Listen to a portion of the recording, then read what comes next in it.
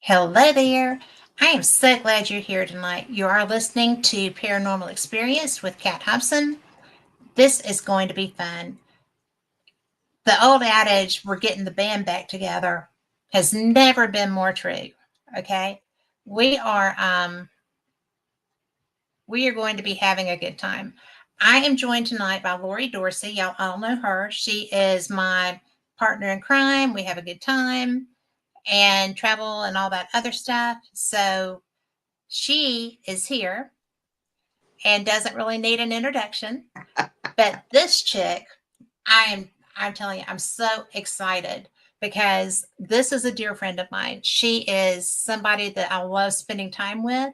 She puts up with me pretty well too. But she is the owner of the Old Paulding Jail, which I am sure that y'all saw on Portals to Hell. She is the owner of this jail, which is probably easily one of the most haunted places I have ever been in, no matter where I was. This jail has the most interactive spirits of any place that I know. She is the founder of 187 PI. She is she's put together a great team. She really has. She has psychic fairs, she has healing sessions, she has brilliant tarot readers. Y'all have heard Christopher Jensen here. He does work there. He's one of her great friends. And she is somebody who, she's one of my best friends, period. So when she's in the mood, she is the founder. She is the founder. She is the host of Ghost Talk Radio and amazing, Shelly Robertson. So, hello, Yay! Shelly. Hello! Yay. Yay. What an introduction! Bravo! Well, you do the work, you get the credit for that. Well, my And you work is do. never done, I'll tell you that. Well, it's because you're always adding something else to your list. Yeah, or the spirits are adding something more to the They list as do. well. And they direct you pretty well too. So They it's do. really funny. But They do. but they're so smart and they're so aware. And your jail is the first place I've ever been that had that kind of interaction with spirits. I mean, they're your friends. Yeah, they really are. I can say these days, I probably talk more to the dead than I do the living. Well, I could see that. And I do know that's true. Like I talk more to the dogs than I do to the humans, right? So it, it's kind of the it's same it's thing. so crazy because when I have a question, I'll be like, okay, I need to have a session, and I'll turn on the portal or something and go to talk to the spirits. I'm like, hello, friends, I have questions. And sometimes they're on board, and then sometimes I have this recorded. They're like, oh, not again. Did they really? Yeah. Oh, that's funny. Yes, they've said that. And it's so funny. And I'm like, Well, well, you have to it is. answer and I'll quit asking it. You know what I mean? I do. Well, I just love your spirits because they didn't massacre me that day. So, I think that turned out pretty well for me. So, and I tell people that. Um, oh, for our listeners, Shelly owns the jail where I had that really weird paranormal experience where every spirit in that jail was pissed off at me. And that was where the doors were banging. I'm hearing them bang. My producer at the time is hearing them bang through the computer system. Um, Everything is going on and nothing is physically moving in front of us, right, Shelly? Yes. I mean, it was the most bizarre thing. And to date, yeah, to date, nothing has. There was an incident at Old South Pittsburgh that's close, but nothing has ever topped that experience at the Old Paulding Jail. And Shelly got her said portal out, and we had a conversation, came to an understanding. She refereed, and they dictated where we could do the show, basically. They did, yes, and we minded. Yeah, we had no choice. I was minding. Well, I figured if they could make all that racket, then they could make racket on my head should they take a notion to. But well, I mean, because there is poltergeistic stuff that happens, and not there so much, but I mean, stuff does move there.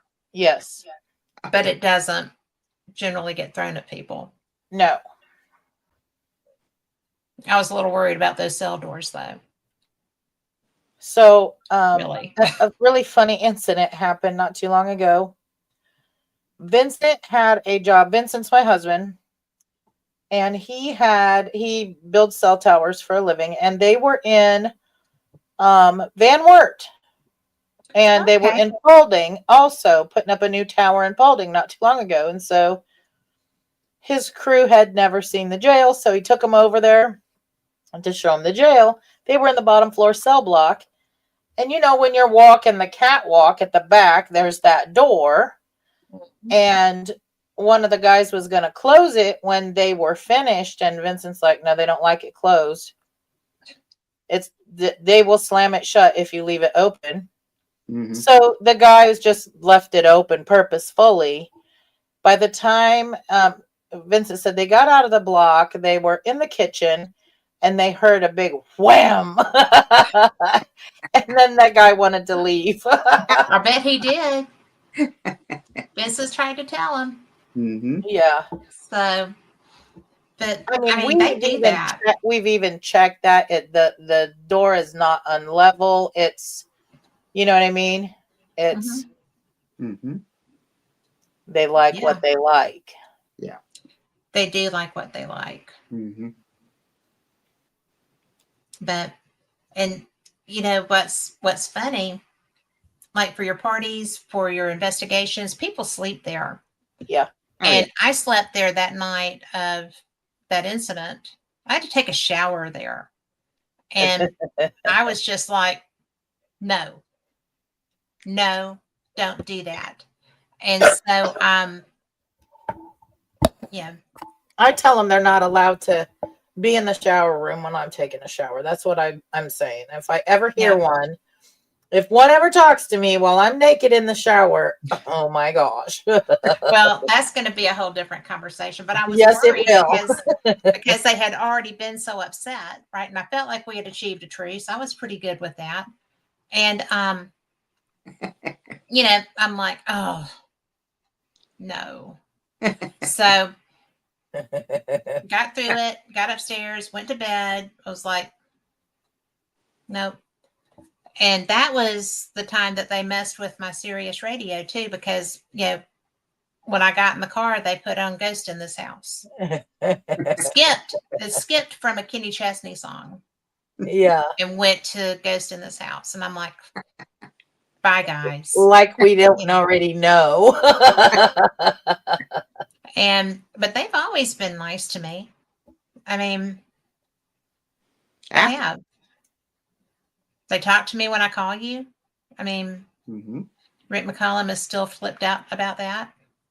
Yeah, and they still reference you, as a matter of fact. I haven't been there in forever. Yeah. Oh, they know who you are for sure. Which was so ironic. Like, okay, folks listening, the three of us did not know each other prior to me purchasing this jail. We didn't know each other. Nope. And we had it for a while when we met. Yeah. Yeah. And what I found out through some research, because I mean, there's all kinds of rabbit holes, and I've just found out so much information. I mean, it could be days worth of shows, but here is something very interesting. So I know these things were meant to come together. For one, I got a wild hair one day because the spirits will give me bits and pieces and tell me little bits of information. And so then I got to dig around. But what I found out was it was Cat's, what was he, your great grandfather, Cat, that was the Yes. very first sheriff in that building. Yeah. And he's from Georgia. And when I found that, I was like, you're not going to believe this. She's And like, I didn't. and the whole story is out about him coming to Paulding from Georgia to be Paulding County's sheriff. Yeah. And then he lived in Paulding and he lived somewhere else there for a while. Muncie. And He was in Muncie. yeah, Muncie. And it was just like, this is unbelievable. Well, and that was out of all the things with the tree, that was the most unbelievable so far for me, because what were those odds? Right? That I is mean, just amazing, amazing, amazing. Because I couldn't find the information on the first sheriff, like the little sheriff book that they put out. And I'm like, I need to know. And I come across it because I was looking for who built the building, which there's no records of that anywhere anymore. And that's when it sent me to looking at least, okay, who was the first sheriff here? If I can't find who built it, And I was just like, that's totally unbelievable. well, because you said it was Fouts, right? And isn't that the right name? No, was- it was Brad. What's the name? Let me think. Is it Braswell? What is it? Braswell. It Yeah, is Braswell. Braswell. Yes. And so, but there was, because with Muncie, my grandpa was Braswell. My Aunt Louise, my mom's Aunt Louise was Edna Braswell Fouts, who lived in Muncie. And so I was just like, this is weird. This is getting weird and weird and weird. But he was in my tree in Georgia. And there's so much. I mean, I lose track of the details with this stuff. I'm not as good as you with keeping that up. But, it just blows my mind all the time. I was like, what are the odds of this? This is so crazy. Yeah, because didn't you find my grandpa in that period, with the Braswells Braswells going back from my grandpa? Yeah, and Lori was sitting there when we first figured out the tree situation.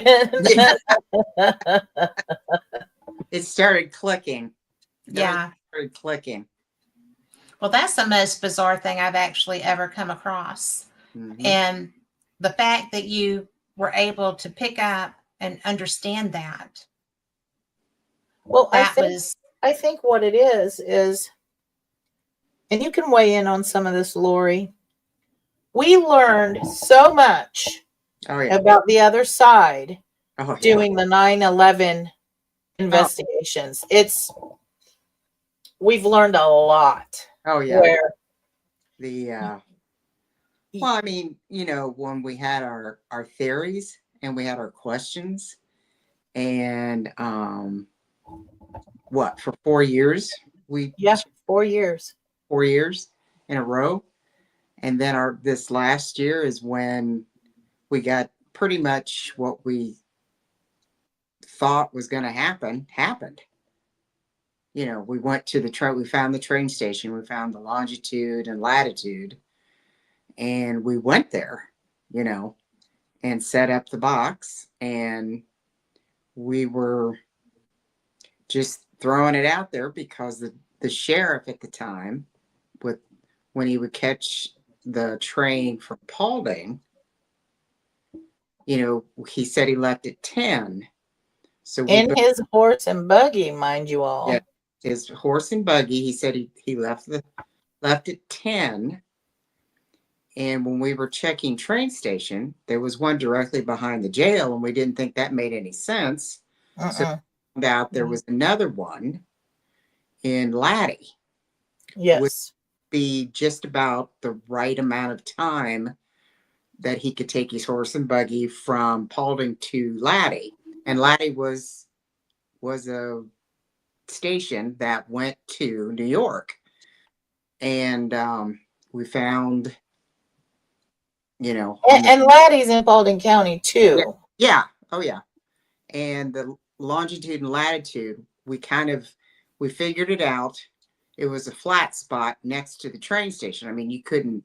The pad markings is still there. Yeah, but there's nothing else in there. Mm-hmm. That's what we figured. So we got there, what was it, 10:15, 10:20 or something like that. We were chatting. We said, I wonder what time the train would have come through if he left at 10, because he would have to get his ticket. He'd have to get, up on the platform, wait for the train, load up, and then head out. And we were guessing, and we were talking and trying to figure it out. And all of a sudden at 10:30, ding, ding, ding, ding, ding. And the things came down, and we both looked at each other and said, what are the odds? And a voice come out and said, there's the train. And we're like, where is it? The Invisitrain. And it was coming around the corner. And we set up the box, and we put the recorder box beside it, which good thing you did, because we never would have heard. We could hear something, but we couldn't hear it. Right, because the train was so loud. So loud, because we were right beside the track. And I mean, it was just like you could rumble. You could feel the train, the kinetic energy was just amazing on those tracks. We were both like, what is happening? Right, because I'm telling you, paranormally, it lit up. Yeah. When that train was coming. Yes. Yeah.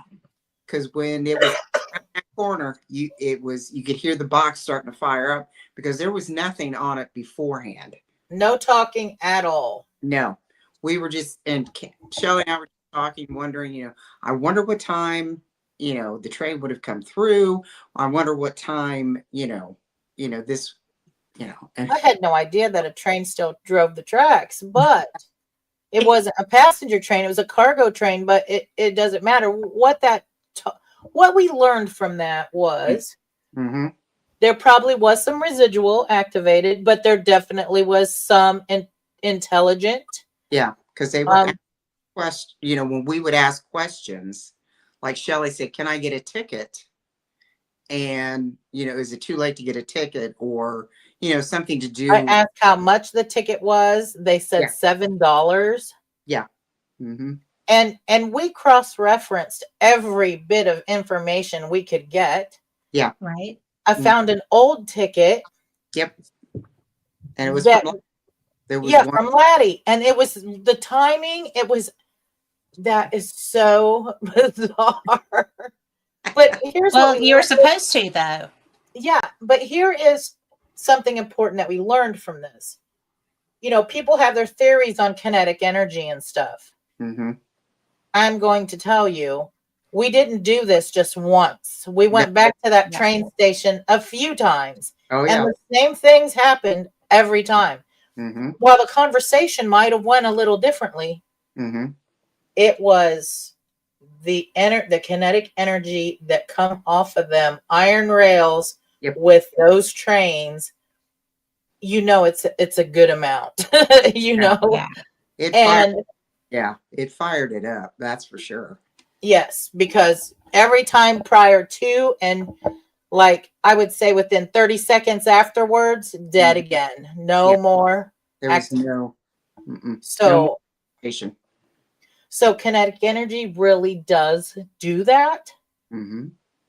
We're sure of it. Now, how much do you need at any type of Yeah. location to activate it? Now that we don't know, Right. but we do know that train lights it up. Oh, big time. Well, I mean, that's such a powerful source. Oh, I yeah. mean, so that's logical, but I mean, we've seen stuff with small things. I mean, Mm-hmm. Yeah. which never fails to blow my mind too. But Yeah. this to me, the fact that y'all worked so hard for so long, We did. and I Yeah. mean, it was an annual event, but there was the legwork and the research and stuff going into it through the course of the year, getting ready for the next year's investigation. Right. Because we get, back it up. yeah. Yeah. Because I we just get a thought that little was so bit amazing. and then we have to plan for the next year because Yeah. it's over. That's over. And And you have more questions because of what you got for Mm-hmm. that investigation. I we mean, also learned that, people think that spirits are time and space. Blink, they're there and there. Well, let me tell you otherwise. Yeah. We found What out. did we learn, Lori, about how they travel? Yeah, when they leave the jail, they go to their own timeline. Yes. Because I think what was it, the third time you started asking train numbers because we thought they were all on the same train. No, they're They not. they were throwing out numbers and we were writing them down and trying to, where did you Cross-reference everything. you know, mhm. what train station did you go out of? And we had, the one, and he said Paulding, but I'm sure it's the one he met in Laddie. Yeah, because Paulding County. Yeah, it's Paulding County. And then there was the one in The Indiana. sheriff went to Muncie. Yeah, there was Oh, Muncie. no, South Bend. I'm sorry. South No, South Bend. Yeah, South. Mhm. There were several of them went to South Bend. The The one, one we don't have really figured out is one of them said they took the bus. Now, we don't have that one figured out. mm-mm. So I Yeah. don't really know where he got on the bus at, or I don't know much more about the bus. Yeah, and some of them said they got in their car and went to the train station. Uh-huh. And the other sheriff said, he took his horse and buggy. So when they leave there, I mean, they can see each other at the jail. We figured that out. But once they leave that area, I guess, or the whatever, they don't see each other. No, they're in their own timelines. They travel like they did in their timeline. It's like, I'm going to say this. They're living their best life. Yeah. But how once bizarre. once they get to, because they would go to the 9/11 memorial, they would see each other. Yes, at the memorial. So that must be some portal type of place. You know what I mean? Yeah. It would almost have to be with all the souls that were lost there that day. Mm-hmm. Yeah. So that is a meeting place as well. And I call the jail a meeting place because that's the only way I can explain meeting place or something. How this is happening. Yeah. And it's been pretty consistent each time, other than the second year when we were getting the same response until we got Mike, whoever he was, and they had a fight and gunshots.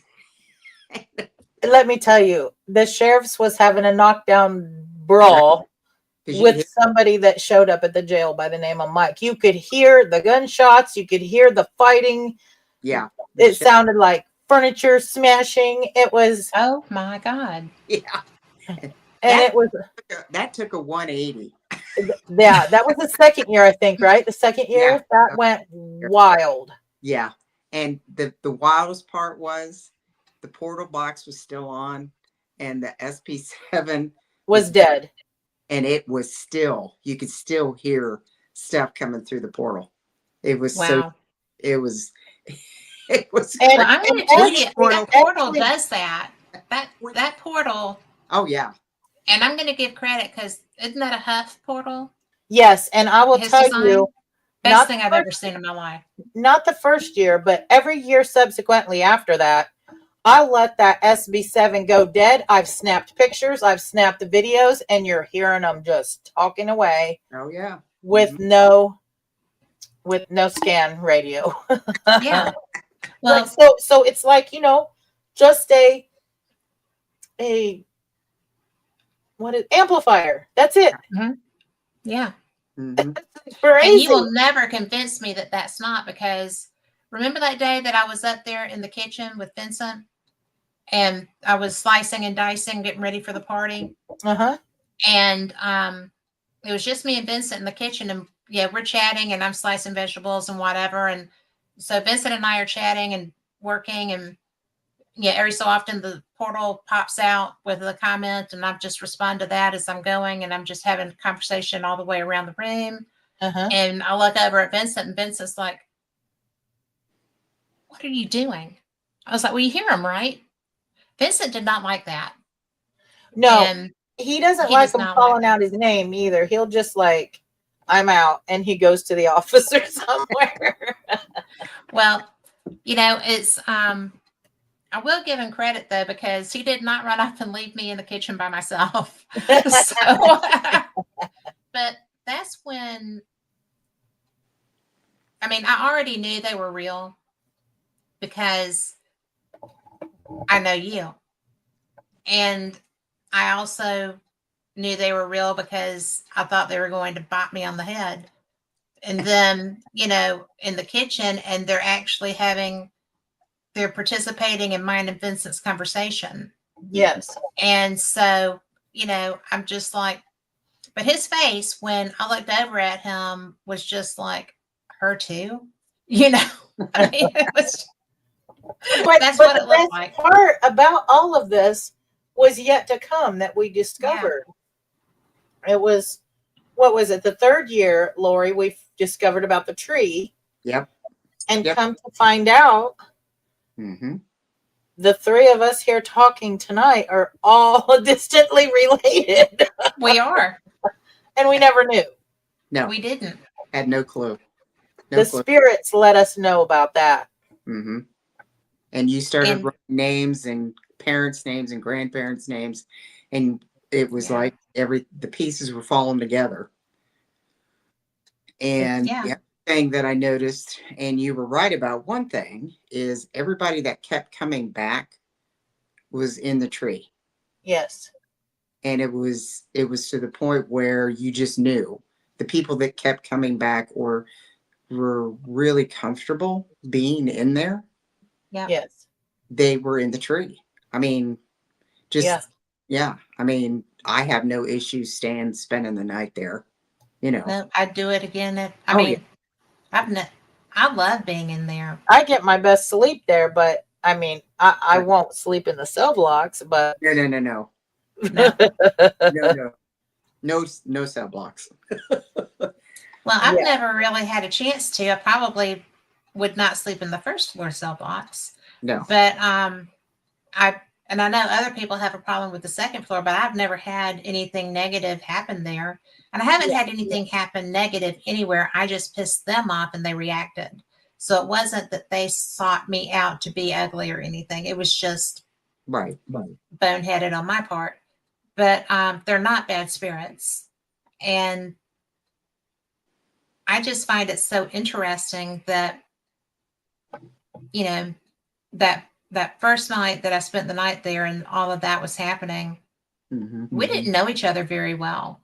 Mm-mm. And, Shelly and I had come from Scarefest to come over there. And that was my first time understanding what was going on there. Mm-hmm. And I was a little nervous sleeping because of what had happened. Right. Because I mean, I'm hearing them move stuff that's not moving. I'm hearing those doors slamming shut. And, so, and Shelly heard them too. It wasn't just me. And it was so bizarre because, and my producer at the time, Todd, was because I was trying to do a live show and we were testing the connection. And he's like, I hear them. I'll let you know when it's time to go. And I'm Yeah. like, because I'm getting mad. Total ridiculous reaction. But when Todd said you need to go, I was like, all right, pick up my stuff and go. And but Shelly will tell you I was mad. I was just like, we need that portal on. We need coffee and we need that portal on. And so, you know, and that's Shelly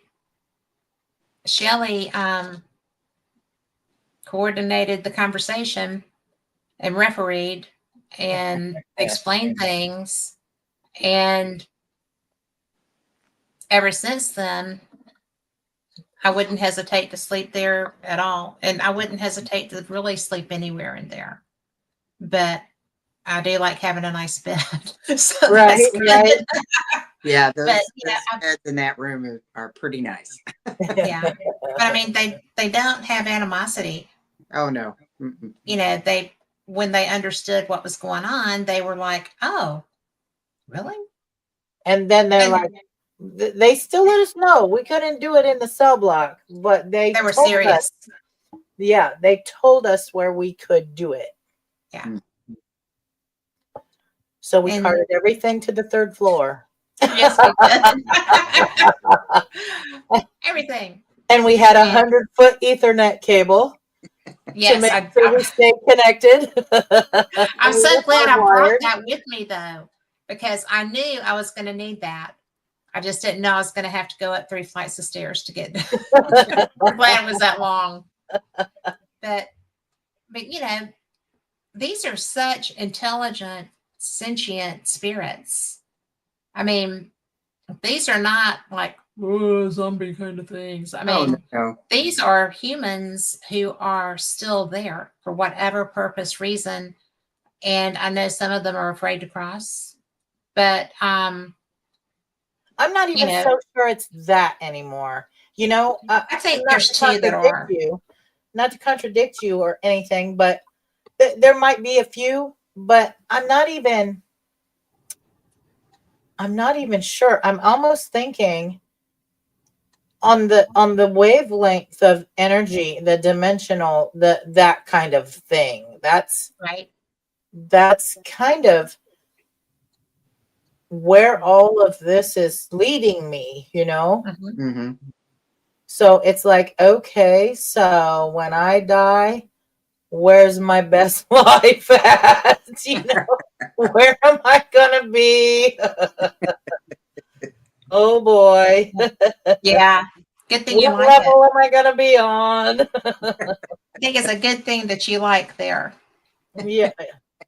But you know, seriously, they are who kind of alleviated my fear of death.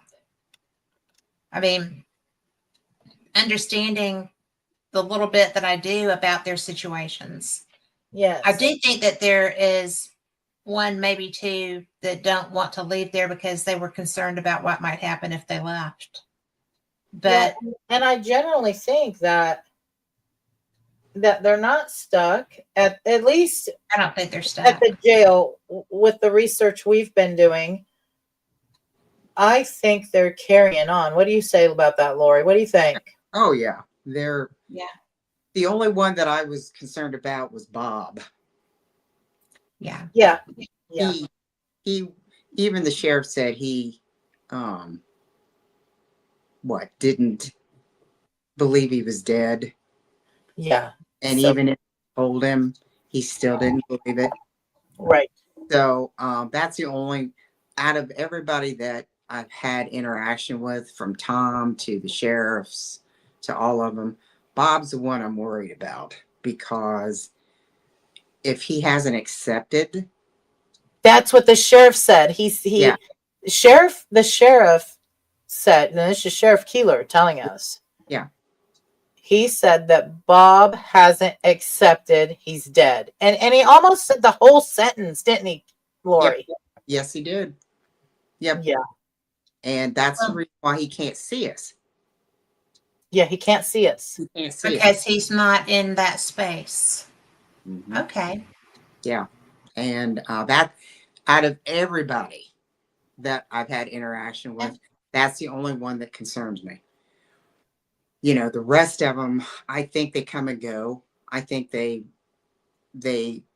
it's like, I don't think they stay there all the time. I think they come in and they leave. Like the kids, you know, they go visit Jenna and they go, you know, they come and go. They're not Yes. stuck there. They just like staying there because they get to talk to everyone. Uh-huh. But when And it's they a safe place too. right. Yes. And like I said, this is my opinion, but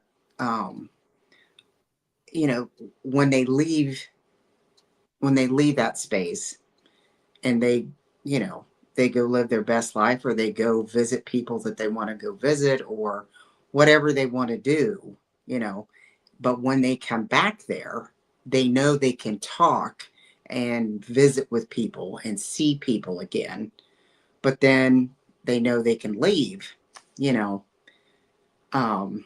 But like I said, when we did that study from the 9/11 thing, you know, that just reinforced what I figured had happened is, you know, because this, what was our little simple question was, do you guys know about 9/11? And Yeah.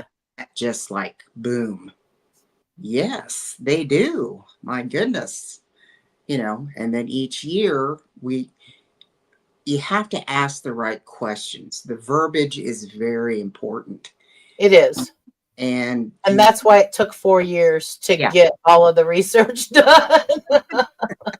because we weren't completely asking the correct questions.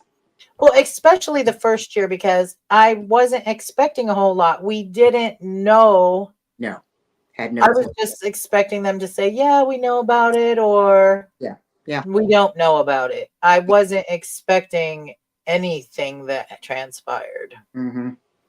And then it just kind of parlayed from there, because then we, you know, we knew they were coming back on a train. Well, where, because They the told us Amtrak. They told us Amtrak. right, but the weirdest part was when we first started talking, there was nothing. There was nobody Right. in the first year. There was no interaction of anything, and No spirits in the building. there was nothing. That's what blew me away when y'all were telling me that, because I'm just like, but there's so many Yeah, and they live there They most yeah, were of at the the time. memorial. they were. Yeah, but it was We just found, such a surprise when y'all shared that, because I'm like, they all left? I yeah, mean, that yeah, was bizarre. yeah, And then they what we come to find out is the children didn't go. They even organized a sitter for the children. yeah. We found that out on Yes. the third Second year for sure. year for sure, but I think it was the third year we found out it was the She was in Sheriff Staley's timeline. yeah. She would come in because the kids were about that same time too, Yeah, and I'm like, okay, so and she had a dog. huh? She had a dog. Yeah, she had a dog that would bark, and Mm-hmm. and we found her name and information about her back in that time period, and They would have been about the same age, the sheriff and her, right around the yeah, same. Mm-hmm. and And so yeah, they would let have us know that Sheriff Staley knew been, her. yeah, He knew her. And I was like, this is just so crazy. They get a sitter for the kids. yeah, These are ghosts. yeah. Yeah. And the kids, and then the kids came down the second year Hmm. and started playing music. You know how I am with the music. Yeah. And the oh, my REM pod got in the doorway between, you know, the hallway and to go upstairs to the where Yeah. we would sleep. I'd have a REM pod down there, and those kids would go down with that, and they would Get dance out. to the music. I think you Yeah. got them on SLS dancing around it the one Yeah, year. that one year. And That's so cool. me with Elvis, it was I Elvis. do. And I was doing Elvis and Johnny Cash and the Righteous Brothers and all of them. And I mean, I had a flashlight on the floor and it was pulsating to the music too. I mean, And look, we weren't pumping that music through no big stereo system. yeah. It was through her phone. Yeah. Mhm. Yep. So and it was in the kitchen. We were in the kitchen, and Yep. all of this was in the foyer area. So there is no way, Mm-mm. no vibrations from her phone music Yeah. was setting that flashlight to the Yeah. beat. It to the beat. I mean, it was crazy. It was so crazy. And that happened the second year and the third year. Now, the fourth year, this last year we did, they weren't there. The kids weren't there. And I think they were with Jenna Yeah, because I think they went to. Jenna's dog passed away. And Uh-huh. Yeah. I think they were with the dog that had passed away, Cookie. I think it was Cookie. Yep. Yep. Yeah. And this was the first year that they didn't mess with the or not the SLS, the REM pod. Because usually, they They mess. were having their fun with the dog. Yeah. Yeah. They were playing with the dog, So, but this year, in September when we went out to the train track, that's what just holy crap. Well, and the funny thing of it was too at the end. Yeah. At the train station. Yeah. The train long went by, Mm-hmm. and someone was still talking to us. Yep. Which was odd. Yeah. Because normally about 30 seconds after the train goes by, then they're done. Yep. But a voice said over the box, "Now you can go back to Paulding." Yeah. Back to Paulding. And I'm like, Okay. Did they send? Was it like you were being sent back, or you're free to go now? Or like we got all the information that we're going to get. You know what I mean? There, Yeah. Like this there is really it. is nothing more unless we dug into South Bend train station or dug into New York. But I feel that we'll find the same happenings. I really do think we'd find the same happenings if we were to go to those places. Mm-hmm. do you know what I think would be really interesting? Would be to I don't know where the actual train station of that nature is, Uh-huh. and I don't know that I go down into any of them right now. But it would be interesting to see if you could find out where that train comes into New York Oh, yeah. That'd be and interesting. and be there on 9/11 When they get off the train. when they get off. Get off the train. Yeah. Mm-hmm. We know what time they get there. Yeah. They said told- 6:30. Mm-hmm. They told us they get into New York at 6:30. So we know what time in the morning. Yeah. We know what Right. time they get there. Mm-hmm. Because they get there a half an hour before the festivities start. Yeah, because I was like, okay, that's awful early, Lori. I said, let's look up the 9/11 schedule. And for families and stuff, it Yeah. starts at 7 a.m. And I'm like, this is just unbelievable. Yeah. We go, well. Well, they have a lot of names to go through. Mm-hmm. Yeah, yeah. And I It did has to start early. find that name when Yes, we went to Scotland. We got and that's so bizarre because I think, what are the odds of that happening? And New York is where they put us down. Yeah. Yeah, I'm going to land. Yeah, I have no radar. Nobody can see me. I can't see anybody. But let's put down at JFK. Right. Busiest airport in the country. And I'm just like, Mm-hmm. I can't believe this is happening. Yeah. So we did. We got up and We took we off. called Shelly for the name, Mhm. and we found her. It was It's- just really close to where we were standing, just Yeah. a few feet away. And I just closed my eyes and said, "Okay, where are you?" And I just followed where I thought it was going to be, and there she was, an Yeah. unborn. So, what I find very interesting is if you would have had some kind of recording apparatus or something, would you have got some talking? It's possible. Oh yeah. Well, we didn't think of that No. because we had our phones, and I get great EVPs on my phones. Hmm. You But there was know, and there was a lot of people there. Oh, yeah, there's always a lot of people there. I mean, So to get a clean EVP, I don't know. We might have, maybe, but where we found her, there was a whole group of people standing. it was toward a corner. Yeah, huh, yeah. okay. So I don't know, but And if people are wondering about this name that they're talking about, it was the first year mm-hmm, that we learned about them going to the memorial, mm-hmm. and when they She, were coming back, mm-hmm, we had the portal still running. We started to hear a baby cry, mm-hmm. and we asked who the baby belonged to, and this woman pipes up and says, "Me," and we're like, "Who are you?" Yeah, And they said the name, and the sheriff was bringing her to the jail for some unknown reason. We don't have that figured out. Maybe if I dug a little deeper into that, which I have not as of yet, just because there's just so much. she Yeah. was involved, Who knows? Maybe she's in the tree too. I don't know. but yeah, I would say that's a pretty good guess yeah, Yeah. based on mm-hmm. all the rest of us being in the tree. I mean, Yeah, I have more kinfolk up there than I have down here. Yeah, I mean, when So we first brought this stuff to Kat, she's like, "I don't have any family up north." I said, "I don't think that's gonna matter. Let's do a little check to see." You yeah, know? and there we go. Yeah. So And I was so sad because everybody else, I wanted to be related to everybody else too. well, So you are. I know, right?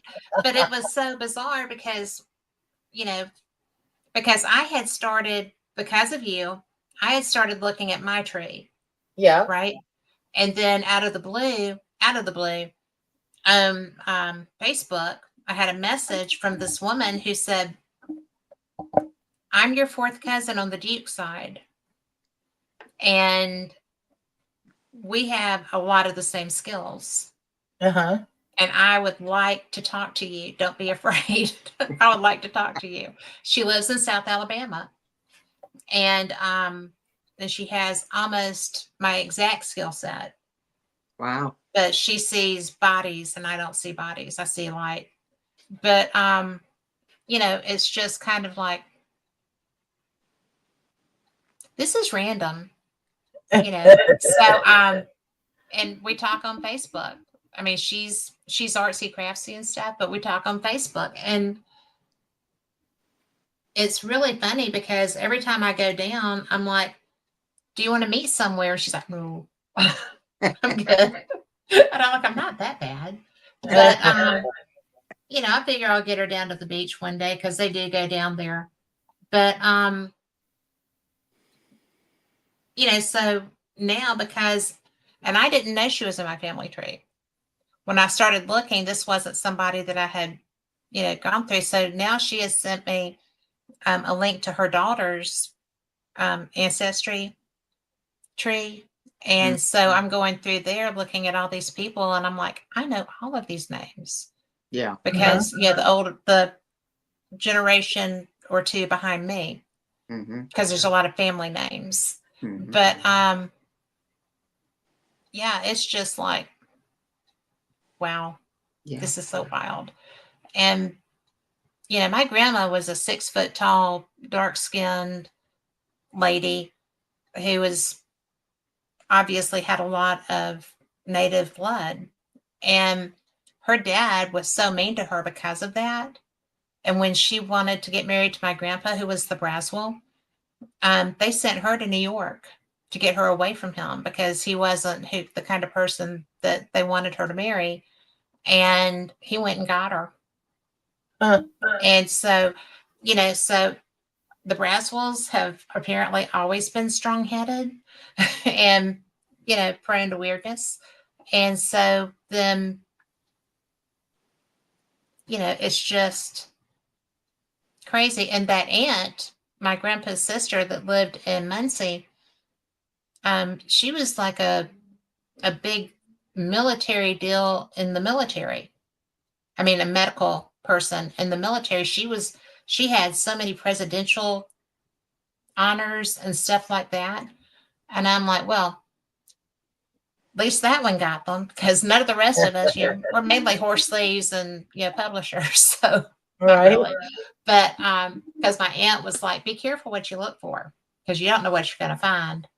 And I didn't really care, because I thought it was so fun that we were all doing stuff together. Mm-hmm. But when you told me that, yeah, there's a Braswell, this is the Braswell, and I'm like, you have a sheriff was a Braswell? Because I'd never seen the list of sheriffs. Mm-hmm. The So, first sheriff yeah. of that I mean, building. But I mean, and I had just started looking at the Braswell side, what, probably that year or the year before, just playing with it. And yeah, there were law enforcement people in Georgia. So, but then when there were Braswells in Muncie, because I'm sure Louise didn't go up there by herself, but you know, it was trippy dippy. It was still trippy dippy. And It y'all tends found to out be so much. so strange to where, I have privates in the building. I have public ghost hunts now and again. I can just tell now. This is so weird. By looking at the people, by talking, interacting with the people, Yeah. I will be like, hey, I think that you might be in my family tree. Can we check? And I've never been wrong. Yeah. Mm-hmm. That is so strange now. But it's so cool, because there's a certain type of person that's drawn.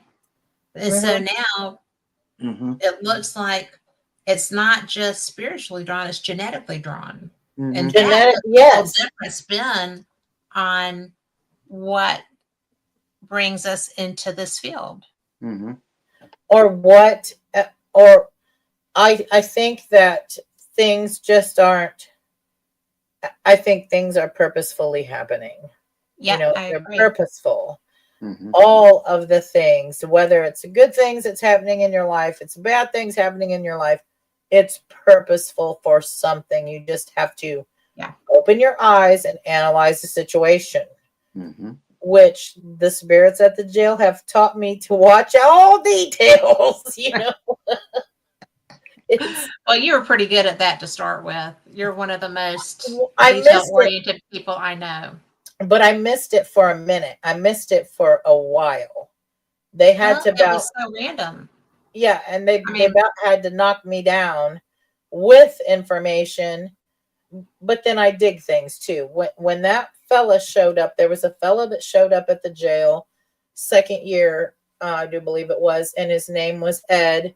And I thought, and this was during the time no spirits are in the building. This was on 9/11, and I'm like, because I leave the box on, and I'm like, well, this is odd. Are you Ed Staley? The old sheriff. He said, no.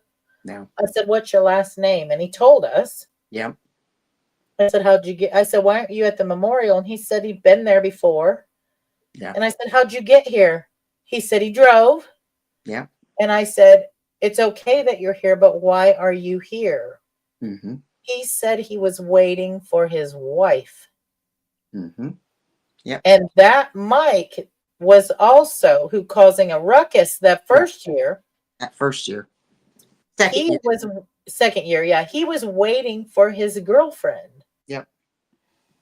That's what the whole big issue was in the end. So that's why I'm like, I still have not quite figured out. Mm-hmm. And I don't think I need 9/11 research to do this.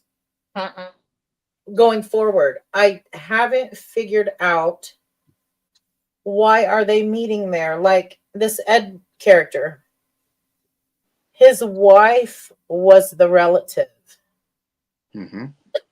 Oh. Yeah. Yes. She's the one who was in the tree. And he was How old is her to get How there. long has he been gone? Well, I mean, at what? that time, this is in September, mind you. He had died in June. We Mhm. found Okay. the obituaries, Yeah. and Right. she died the previous December. Mm-hmm. So he showed up there, and he was waiting for his wife. To get there. Uh-huh. Mm-hmm. That has since happened. So, Yeah. So did they make an assignation to be there? I mean, did they I, plan? like, I do not know this. I don't know Because why they don't tell you. I they mean, they haven't Did you told me. ask? you I can. mean, did you Well, ask? well, I mean, it was so startling. yeah. And then I'm digging, and this is when I find out about the tree, and the mic thing happened too. And it's like, I don't know yet why they are meeting there. I do not know, but I do know this. We have a lot of spirits, and Lori can attest to this. She's been there so much. Mm-hmm. We will have spirits talk that we don't know who they are, and they haven't given us our name. And then there's occasions where someone will come to a public event, or somebody Mm-hmm. will come privately. And that same, because you get to know the voices, whether you know their names or not, you know the voices. They're all different. Just like Right. me, you and Lori's voice is different. Oh yeah. When their person comes to the jail, we learn their name. Mm-hmm. Okay. It has to be the right person. Yeah. Yep. And they'll give the name. Yeah. Well, like it took us forever to get Ruby. Oh, You know. it did. It did. It took 4 Yeah. years. It took 4 years until the right person came. Yep. And it was Melody, and Yep. she was a direct descendant from them. Mm-hmm. And I told her, I said, hey, she come for a private. I didn't know her, Nope. but she said she was, was psychic. I said, hey, I've been working. There's a woman upstairs. Her name is Ruby. I didn't know her name. I called her Miss Lady. I said, there's a woman Yeah. upstairs. I call her Miss Lady. I've been trying all this time since I bought the jail to get her name. If you, maybe she'll give it to you. I don't know. Can you check? And come to find out, and this was later we found this out. She did give the name, but it was later in the tree that we found out that Mel was a direct descendant. And so that has happened a couple of times, which made me know now, Mm-hmm. if there won't just refuse to give the name, the right person hasn't come through the door yet. Yeah. And we also found out that the little, was it Emily? Is Ruby's sister. Audrey. Audrey. Yeah. Audrey is Ruby's sister. Yes. The little girl that passed away really young. That Yeah. was Ruby's sister. We found Yep. that. Yep. That took years, but we found that out. And it took, oh my gosh, it took a long time to get their last names. And it was another spirit that finally told us their last names. Mm-hmm. And Oh. that's when I found out that Melody was a direct descendant of them. Yep. Just Did the girls know? I think they did because they told her their name, Right. but we didn't have the last name, and Melody wasn't successful at getting it. And I was still working on that. Mm-hmm. I searched graveyards. I searched Yeah. everything looking for Audrey, her time years that she told me about and stuff. Mm-hmm. And I was coming up empty-handed. But after one of the other spirits finally gave up her last name, boom, bam, there she is. Mm-hmm. Found it. Mm-hmm. Yeah. And then the other thing that we discovered accidentally was the red light Yes. in the Yes. basement. Some people know about it and some people don't. So tell them how that red light works, Lori. Well, accidentally, I don't know who had used the red light, but you were on the camera upstairs in the office, and somebody shone a red light filtered, and the apparition down in the basement, you could see it standing right there. Just I mean, lit it right up, illuminated it. yeah, it was crazy. I remember you telling me about that.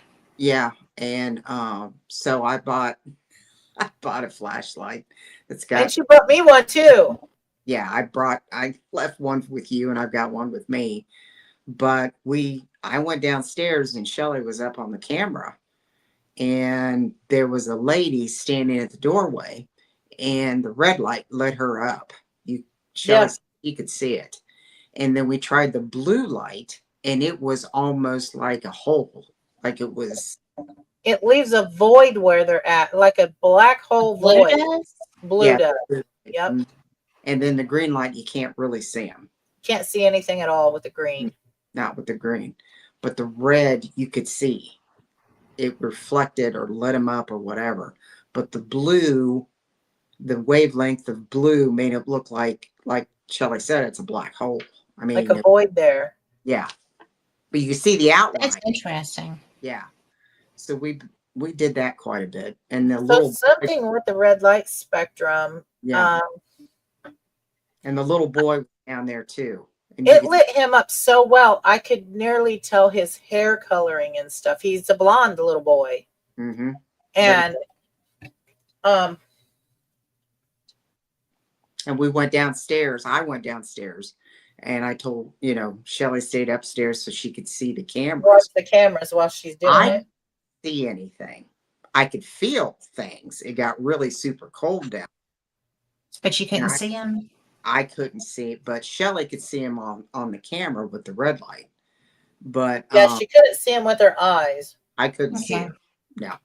And I talked to him, and I left toys in there, the cat balls, and I don't know, all kinds of stuff down there. And I told him, I said it was okay for him to play with it. It was fine. That's why I left it down there, and I just give you something to play with.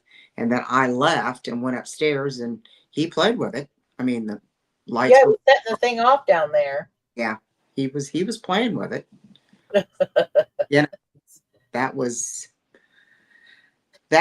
We learned the red light will illuminate them. We also have learned by accident at the jail that you can film shadow spirits using the green spectrum of the night vision that's green.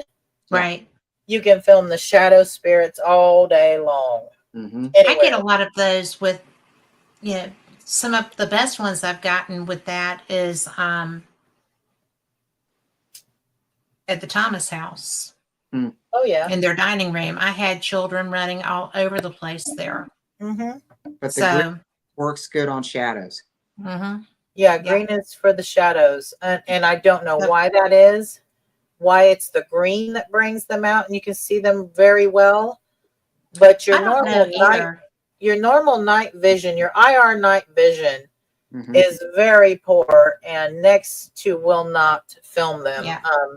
Because where we see them all the time, you can see them with your eyes, okay? Mm-hmm. My night vision cameras, and the jail is cameraed all over. Right. I could never catch them on film, and I just couldn't figure out why am I not getting this. And I guess I wasn't studying at the time specifically how the IR night vision works until I dug into it. Of course, you know how I am. I do. When somebody was there, that was when Chris Fleming was there. You were there, right, Lori, for that? Yep. And somebody had one of those digital recorders that filmed in green. Yep. And caught it. Yep. And I'm like, hold up. Let's test this now. I mean. And it worked. Yes. Yes. Mm-hmm. And so that was by mistake. Yeah. Finding that. Mm-hmm. Some of my best things have been found by mistake. Right. I mean, really and truly. So I try to share information because it's stuff that people can utilize and maybe get some amazing research out of it. I don't know. I mean, well, we're supposed to be working toward the same goal, right? Well, I'm it's not sure always the case, but that's true. I mean, there's some people who try to keep information locked tight under, lock and key and don't want to, but that doesn't further anything because Yeah. no, it doesn't. if I got an idea and something works, there might be somebody else who can broaden that. You know what I mean? Yeah. Sure. And add to it or something and figure out something even more. Yep. Well, just Well, like I that. have never understood trying to gatekeep anything because Right. I'm sorry, even if you're capturing this, if you're getting this evidence, you don't know what it is. Mm-hmm. I mean, none of us really, we know what we think based on experience, Yeah. right? Yeah. But this is not a hard science. This is testing and testing and testing. And the more people that you can test it, Yes. if hundreds and thousands of people can test it and it works, Yes. Mm-hmm. that's why everyone should know about something that's possibly, you know what I mean? Mm-hmm. I do. Usable. And I agree. Mm-hmm. Oh yeah. Because if you're going to gatekeep everything because you want to be on TV or you want a show or you want to You are not a researcher. Yeah. Exactly. You're not. Yeah. You're You're just not. And I'm gonna And go out there and say that you're not. You're just you're in it for the wrong reasons. Mm-hmm. well, and those are the people that they get to the point that you can't really trust their evidence. Because They don't want to show how they got it, the Right. method they used, and who knows? Is it fake? Yeah. yeah, I got raw. Well- I keep every raw data, and anybody could say, I'll show you the raw thing, unclipped raw data. Mm-hmm. I have no problem with that. Yeah. Especially when we came back from the train station and you plugged it into the Speakers. speakers, and it was like, Well, we were just looking at each other with big eyeballs, like, "Oh my gosh, do you hear that?" did you hear that? well, but that isn't that just the best? Oh my! It is, and it's because we knew they were talking, but we couldn't really understand what they were saying because the train was so loud. Yeah. But It was like that you first. can hear everything really very clear. Yeah. Yeah. It just says lights up, lights up. So I'm like, what does that mean? What does that mean? and So I looked up back in the old days, they used to have physically at train stations before they had them automatic arms and the lights. They Mhm, had somebody standing at those crossing guards, mhm. a live person with lanterns. Yeah. Back in the day, and that's what they would say, lights up, and they'd hold them lanterns They'd up. throw So the- no That's one so could cross. interesting. Yeah. We learned that day. Mhm. See, I mean, that's what it's all about is getting the opportunity to find this stuff. I Mhm. mean, how cool is that? Yeah, and we figured out a lot of it was that first time we were listening to it. Some of it was it seemed like they were intelligent, and some of it was residual. Yes. Hear "miss you," we could hear like somebody yelling "miss you." Uh-huh. It was When the train was going by. yeah, Oh, yeah, and And that made me feel a little some kind of way. You know what I mean? when we yes. heard that. yeah. So it was I think we caught some intelligent because they did answer questions. Like, did you see the sheriff? Yes. Yes. Where is he? Over there. He's over there. So that was like it was an intelligent response. But Mhm. then you hear like people talking like "miss you" type thing. And I'm thinking, okay, that sounds more residual, Yes. Or talking to somebody else. right. And it was it was crazy. And then we went back and when we went back and heard even more, and then they told us we can go back to Paulding now. yeah. I was like, I'm taking that. This is all that we can find. That we have Yes. found it all. Yeah. But we are done. Yeah. Yes. Yes. But the thing that was really bizarre was, other than that first train came through at 10:30 and it was going toward New York, the next day we got there about the same time. It was about 10 minutes later, but it was coming back. Yes. Okay. So we caught it going and we got it coming back. And Mhm. getting responses like when somebody would come back, like the car's over here, or, you know, you go over here or parked over here or something. I can't remember. We got chatter, like, you know, they were Conversations. This Yeah. Yeah. like normal coming home Yes. conversations. Yes. Yeah. Cool. Yeah. So it was our eyes just like, what? Oh my gosh, did you hear that? Did you hear that? Yeah. And we slow it down and play it again, and it was like plain as day. And Laddie's such a small town too, and there were people. The first time people were walking through the park that's nearby a ballpark and the ball diamond, and they were probably like wondering, what are these two doing out here? And Well, who were they talking to? Yeah. And yeah, it was something. It was something. And I'm just glad we found it. I mean, because you were doing the research, and it made no sense that they would catch the train in Paulding, because literally the original one in Paulding was directly behind the jail. Yeah, it was, and that was a grain or a locally like moved lumber and grain and stuff like that. That wasn't a train, like a Passenger train. passenger train. It wasn't a thing. So that's when there was two other ones in Paulding. There was Laddie and another, I can't remember where it was at, but the other place was too far, because Right. left at 10 and got to the train station by 10:30 by his wagon. It would make more sense going to Laddie. Right. It would have been perfectly timed in a buggy. Yeah. Oh yeah. And Okay. it was we were both in shock. Well, I We meant were. because y'all have been working on this for years, right? Literally Yes. years, several. Mhm.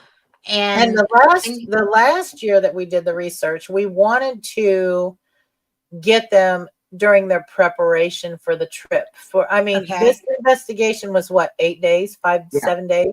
Yeah. It was a week, because they leave early Mhm. to get to where they're going. And we wanted to have a chance to talk with them about what they're doing, their preparations. And right. so And that's about the babysitter. We found out who was coming. maybe it was a 6 day. It was 6 days or something like that. Yeah. It was, so we devoted a whole week Mhm. to the fourth year. Mhm. Yeah. Here. And we found out, they told us who was babysitting, that type of thing. But like I said, the last year the kids weren't there. Right. But that was also the year Cookie died, and they used to play with Cookie. Right. Dennis' house. So with Cookie passing away really, really close to the time, I think the kids were there playing at Jenna's. I really Because I'll have everyone know there are spirit animals. Okay. Yes, yeah. there We are pretty positive of that now. Yeah. As well. Well, I know I have plenty here, so we had a dog bark quite a few times. yeah. Yeah, we have. And I think that's people always, well, they don't have souls. There's nothing to, there's Their nothing to energy be just left like over. everyone. Their energy Exactly. just like everyone. Yeah, they are. Mhm. And there is no way that anybody could tell me that my lab wasn't a spiritual being. I mean, she was cognizant, she was so aware, and she communicated very well. Yep. You know, this one, the horse that stretched out over here, he is that way also. And he's a rescue that I got as an adult. So, you know, they do. When I took him to the vet last Thursday, he got between my knees like a shepherd will do sometimes, but he wasn't there to protect me. He was there to stay with me because he did not want me to leave him at the vet. You know, and he communicated that to me. Mm-hmm. And I was just like, I know that your dog sitter is not available and I have to do this. So you're going to stay here for 3 sleeps and then I'll be back to get you. And he was like, and he got up. But they are smart and they do. And I mean, granted, these are, you know, he's a Aussie blend and Tipper's a full Aussie, and they're smart. Kylie was smart. Heidi was smart. I mean, I haven't had one that wasn't. I think too, animals are sent to people purposefully sometimes too. I really They do. are. They absolutely are. I would, because if that's not your 100% animal, agree. you can't do anything with it. Yeah, I would agree with that. I Kind of like men. I've got all the cats in the neighborhood, you guys. Yeah, you do. You do. Which is really cool. I now have, okay, so this is getting away from paranormal, but I gotta That's okay. tell you guys about this really quick. Okay, so we've rescued a couple cats. A couple. Well, we take care of a whole colony outside. You have a colony of cats. We do have a colony out, and I do everything. Vincent gets aggravated at me sometimes, but he also has a squishy heart for cats. So while he gets mad at me, he has a squishy heart, period. He will do whatever for them too. So we brought in one cat, and I let it pick a friend. We went to the pet store, and then last fall another cat was injured and we took it to the vet and got it patched up. Now this cat, these are all females that's in the house. There's 5 of them now. Five of them. Oh my. Plus the 15 outside. You know what I'm saying? Right, so I do. So this cat, this last one, it's so cute. It's so sweet. It was so feral, but it was sick and hurt. So we caught it, took it to the vet, patched it up. Over the months, we've hand tamed it down some. And now Molly, it's separated from all the other cats, but Molly will visit, and that's my baby, the calico. Mm-hmm. She visits and tolerates it and likes it through our French doors, the windows. She has learned to like it now. So I wanted to go ahead and go take this little cat and do all of its veterinarian things and get it all ready to go so I can let Molly actually be its friend, right? Right. So week 1, supposed to take it to the vet. Vincent's out of town. I'm trying to cage it. No, it acts feral again. I'm like, oh my gosh, I tried 45 minutes to cage this animal, and not in a tiny little carrier either. I tried the one that you can take on an airplane, the big ones. Right. Yeah. The live animal ones on wheels. So it wasn't like I was trying to stuff her in some tiny little cub. Nope, no can do. Rescheduled the appointment. Vincent, and she sits on Vincent's lap sometimes. So Vincent tries to cage her, kennel her, cage her in one of those carriers. Nope. She got away from Vincent. Then she hid. He couldn't find her, and it was just a nightmare. Rescheduled for the 3rd time. We get her when we're both home, because I wasn't home when he tried to do it. So we're both home, and this was on last Saturday. We get her in the airplane carrier, which is big on wheels. Get her to the vet. She's not happy when she first gets to the carrier, of course. We get her to the vet, and the vet wheels her back into their little room where they're going to try to do her FIV tests and all of that. And they couldn't do it because she acted feral. The lady and this VCA hospital, they are so kind and gentle, and I would recommend them to anybody. She comes back and she's like, we couldn't do anything. This cat was so impressive, climbing the glass walls in the room and stuff. I'm like, are you serious? It took us 3 times to get her there.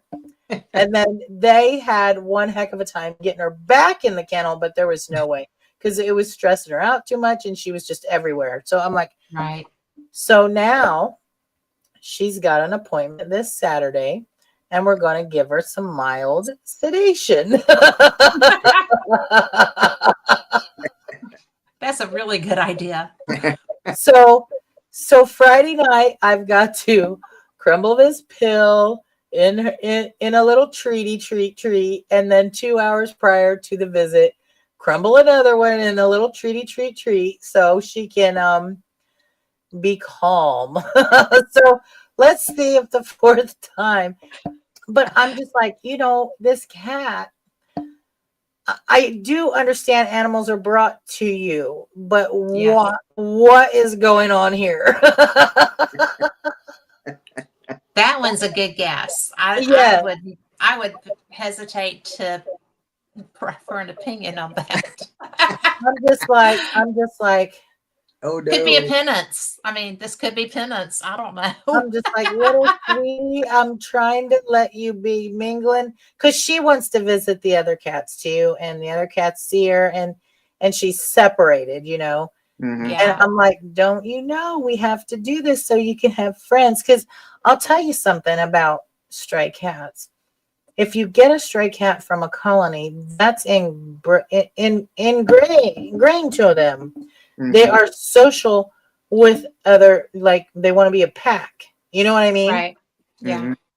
And 3 of them were strays where Molly and Zoe were not, of course. 2 of them were, in-home litters, but the other ones, they're pack cats, and that's what they like. And it's just like, I can't risk the health of my other ones, not knowing if you're FIV and blah, blah, blah. You have to have a test, little sweetie. Sure. So I'm done How long talking have you about. had, sweetie?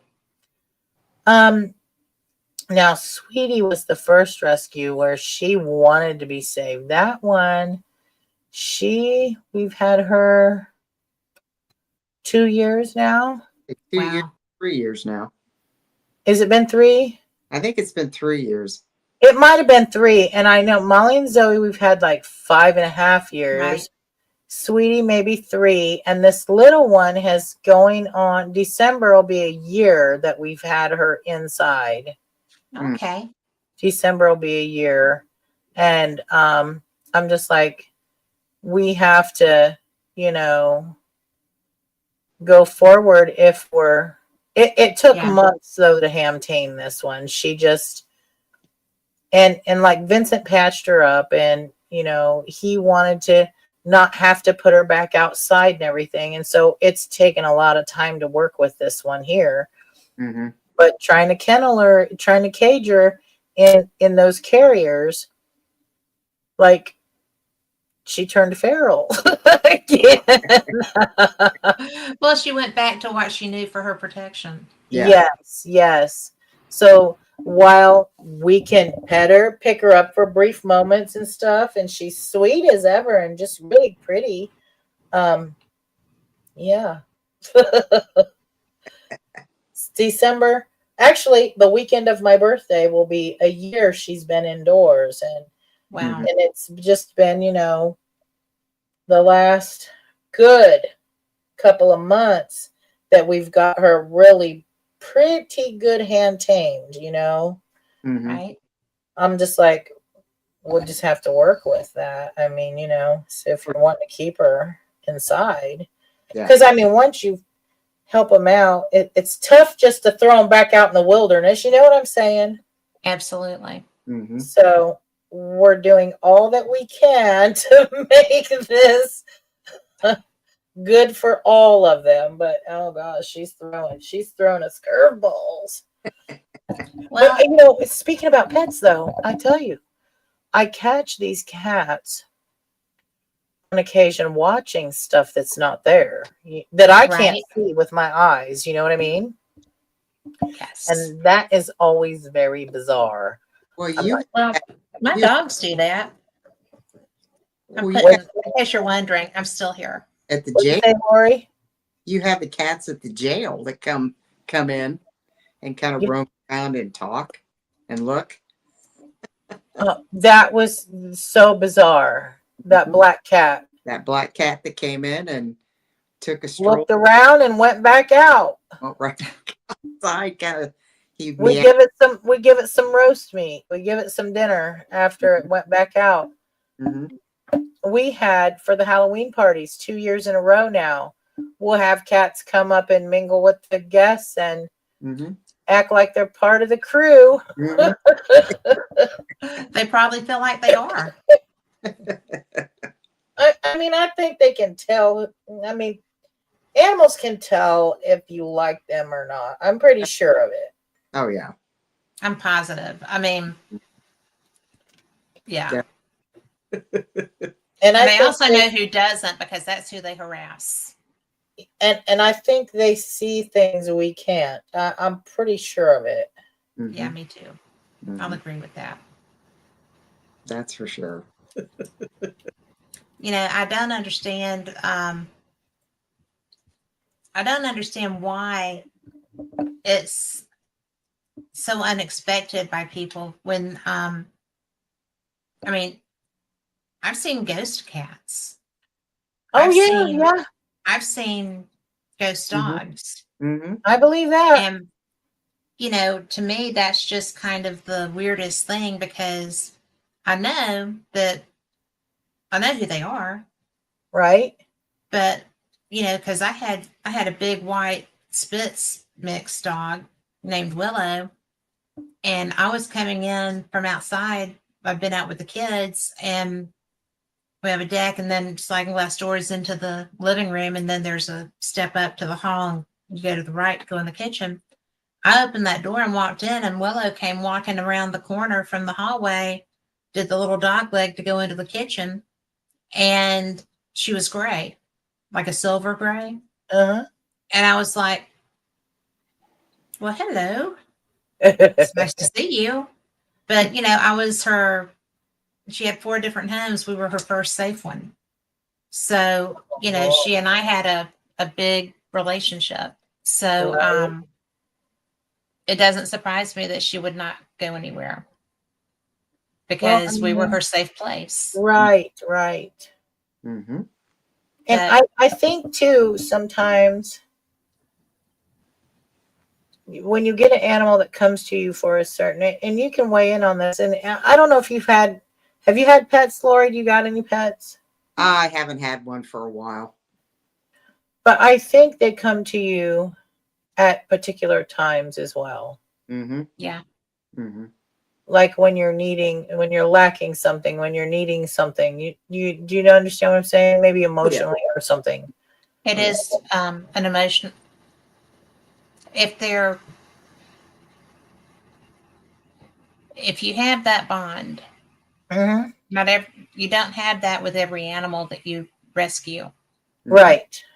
But if you have that bond, then I think that they show up if you're in stress, if you are ill, if you are just Mentally depleted for fragile. whatever reason. Yeah, if you're in a fragile state, Yes. then they will show up. But when I was injured, when I hurt my knee, and I had to be in bed for 3 months, and Heidi stayed with me the whole time in my bed. She was the only dog I would let in my bed. She's also discovered the squamous cancer on my arm in that period.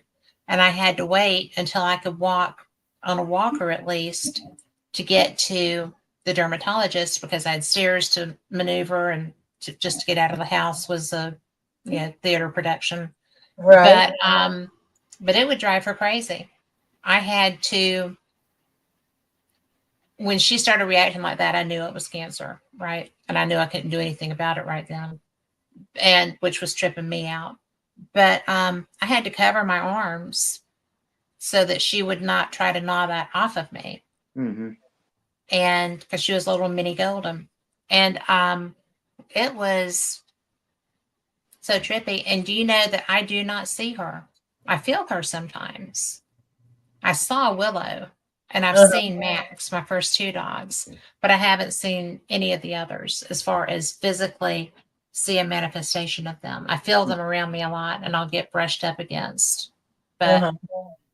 I don't get to see them. Interesting. Mm-hmm. Yeah. And I would really have thought that Heidi would be the one I would see Right. and Right. Kylie.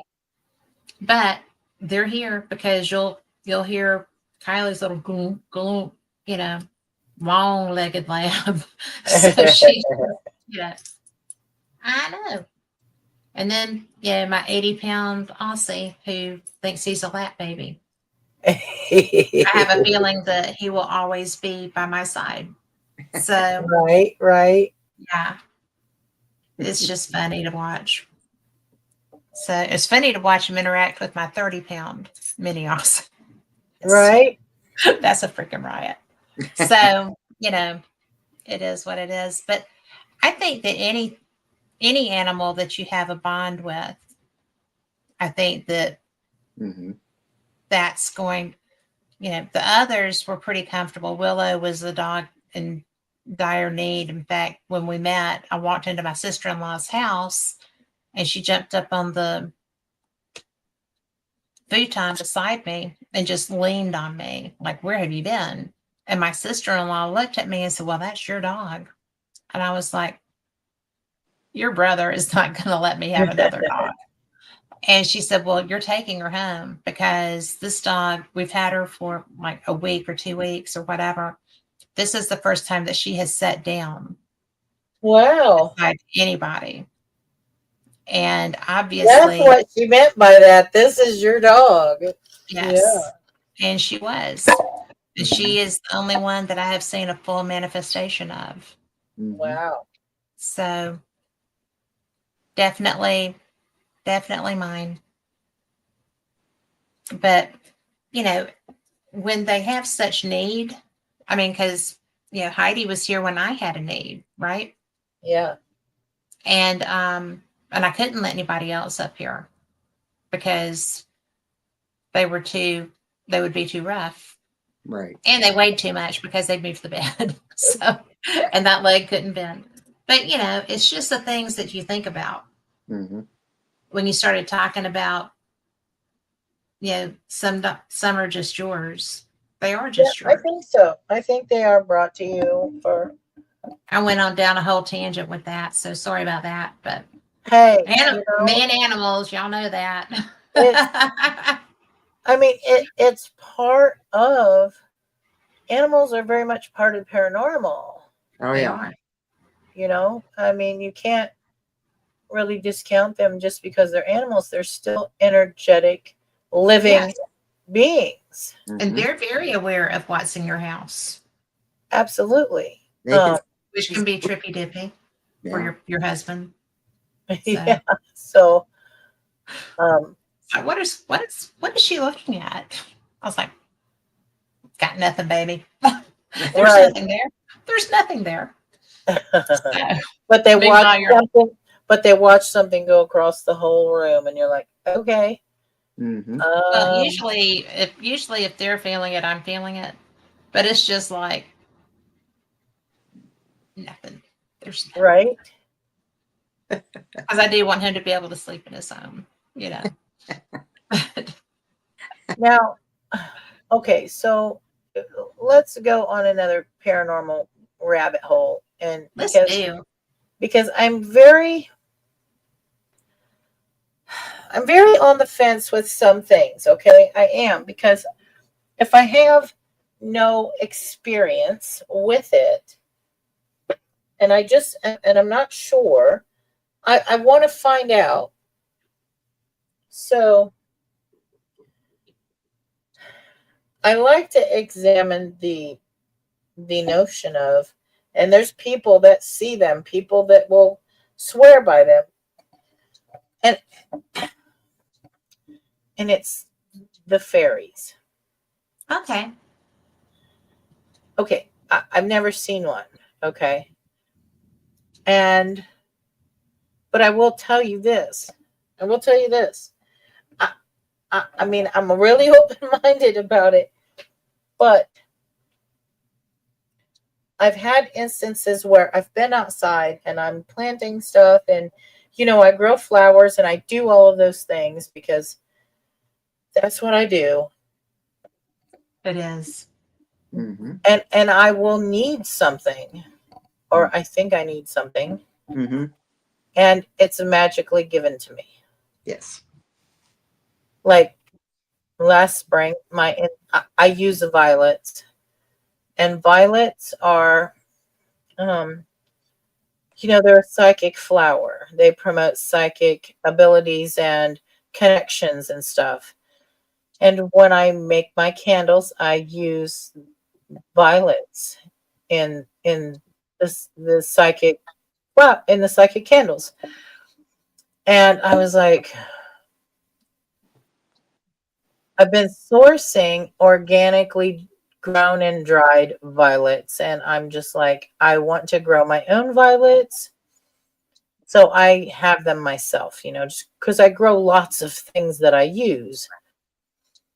And I looked everywhere. All the places were sold out of violets. I couldn't buy any plants. And do you not know?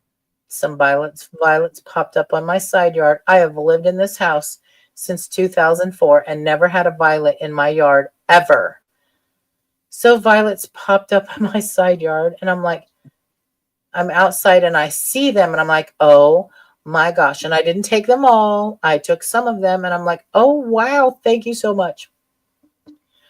Yeah. The next day, I'm in my greenhouse out back, and behind my greenhouse, I see purple through the glass, and I'm like, what is that? Violets all over my yard behind my greenhouse, and I'm like, oh my gosh. And I'm like, Okay. thank you so much. And I never take them all because that's greedy. You take what Yeah. you might Yeah, you use. take what you need. Mm-hmm. And then my entire yard was covered in violets. My whole yard. And I'm like, oh my gosh. Yeah. Thank you so much. And the same happened with, there was somebody in another street that had trumpet vines, and I love those flowers. Yeah. I think they're so pretty, and they draw hummingbirds and butterflies, and I just love that. And like I said, I've lived here since 2004, and I told Vincent, I said, maybe when it gets pods, I can ask one of them, I can see if they'll let me have a seed pod from the trumpet vine that's growing in their yard, and I can grow some trumpet vines. Don't you know, boosh, a trumpet vine started at my back fence, which is great because they need something to vine on. They're vining all over my fence, and I'm like, oh my gosh. So I've had the trumpets for 2 years now. And then another person was like, had some honeysuckle, and that smells nice. Yes, it does. Mm-hmm. And I was like, I would love to have some honeysuckle. And then don't you know, I got 2 patches of it. And so I would not notice it growing up the side of, I got this huge rose bush because I've been babying it and doing whatever, and it's so giant growing up the side of the rose bush. And I'm like, that's a honeysuckle plant. Oh my gosh. Thank you. So is this the work of, what is this the work of? The fairies? I would say so. I Have you said out loud that that's what you wanted? Yes, Well, yes, then that's what that is. is because I've talked to serious. Vincent about it, and I'm like, um, you know, and you should give an offering or give back or whatever. And Put some dimes out. yeah, and I Shiny. always put something sparkly out or plant them some new little flowers or something, you know what I mean? And you don't take it all. That's what you got to learn. You don't take it all. That's greedy. So I'm like, what is this? Is this work of fairies? Where are they? Let me see who you are. Bringing me all these treasures. Well, I will tell you that they do like shiny things. Yeah, that's what I've heard. So Yeah. the shiny is good. When I go and we were leading an investigation in some woods not far from here, like Uh-huh. a hiking thing. Yeah. And my Native American mentor person was like, "Do you have dimes with you?" Uh-huh. I was like, "I don't know." She's like, "You need to have dimes with you." And I was like, "Okay, why the dimes? I mean, have stones? No, they like shiny metal things. So dimes are a good thing." Okay. And that's true. So, Okay. because they're never where I leave them.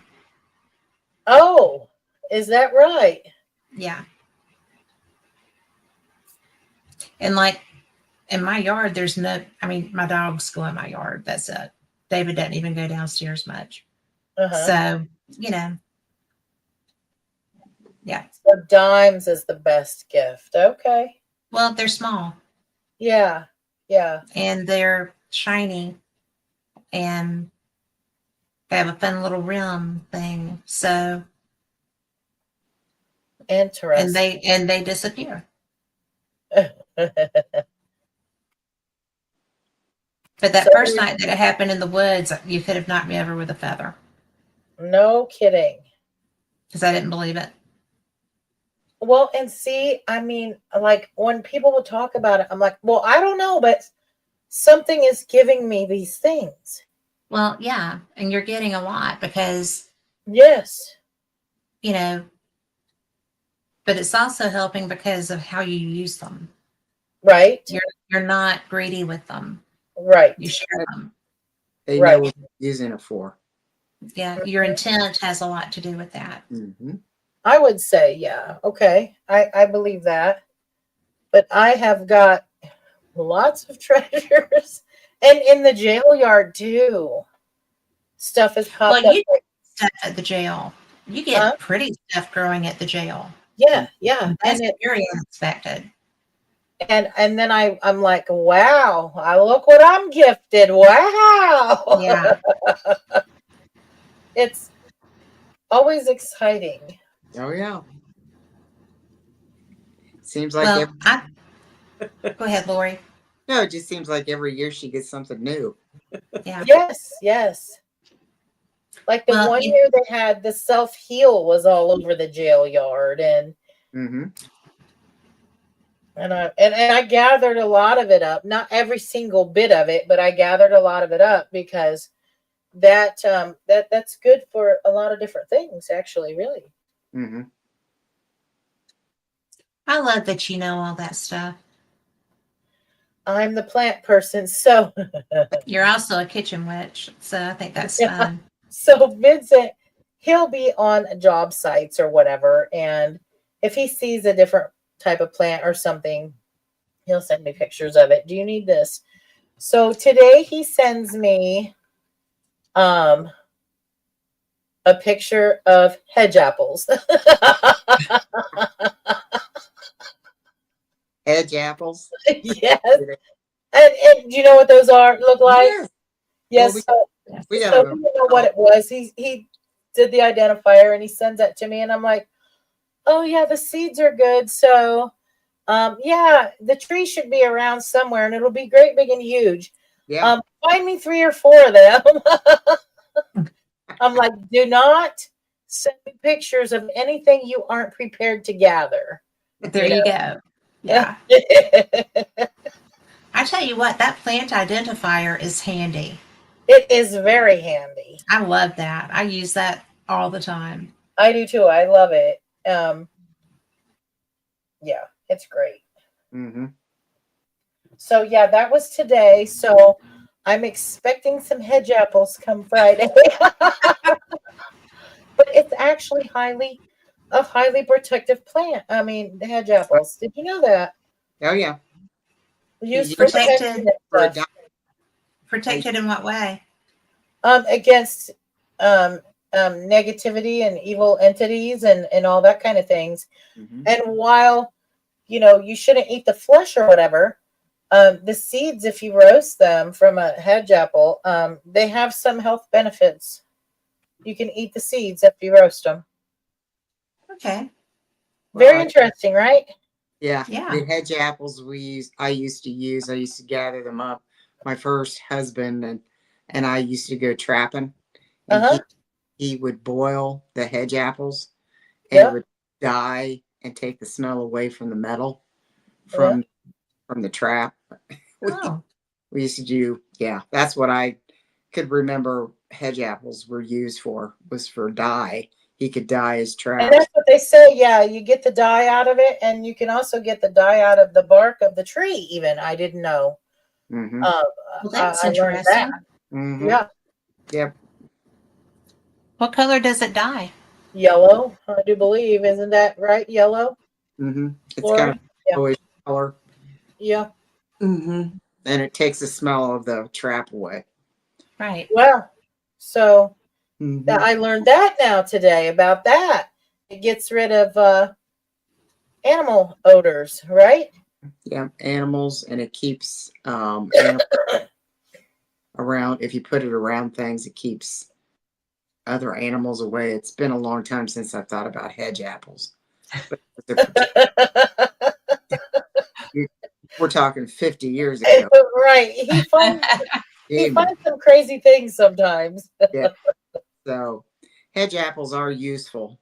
They Yeah, really. they really are. So I'm like, the tree, and it should be really big. The tree should be pretty big. So look around. If you found one, there should be some more.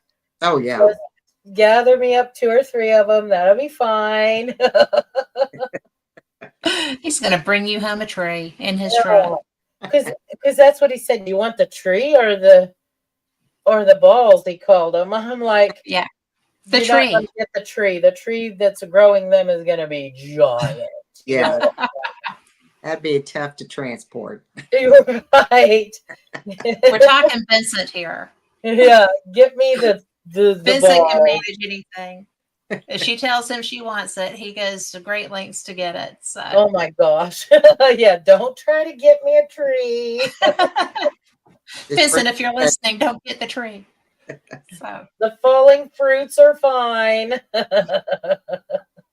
The seeds are inside of those, so we're Yes, good. yes.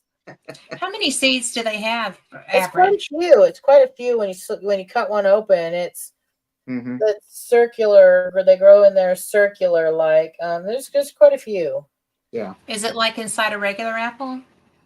No, like the apple is like a pit, but this is like larger than that inside there. Wouldn't you say, Lori? Yeah, a hedge apple is really hard. It's a hard. They're really hard, and it's about the size of it. They can be anywhere from an orange to a grapefruit. Yeah, they can be. Wow. Big. Yeah. And they're green, and they'll turn yellow, and and they're all bumpy. It's all bumpy. Yeah, we've got so interesting. The ditches are really hard and tough. We used to, when I was a kid, we used to throw them at each other, like me and my cousins and my brother. I mean, these like because they're like softballs. I mean, they're really hard. Yeah. Wow. And you don't want to be getting a fight with hedge apples. No. They'll hit you like a rock. Yep. Noted. But that's what we used to do with them when we were little kids. We were bad. Oh, we used to too. I mean, Yeah, throw them. Well, you were bad too. You're still bad. You're still bad. That's what country kids do. When I get back up there. Country kids do. They have hedge apple fights. Those were the days. Yeah, We're going to do that the crazy, next time we're in Scotland, right? right? We're going to Yeah. initiate Scottish Paranormal with that. Yeah.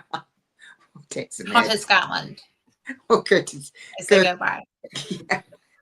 Take some hedge apples with us. They probably grow them. Shelly, you have got to go with us there.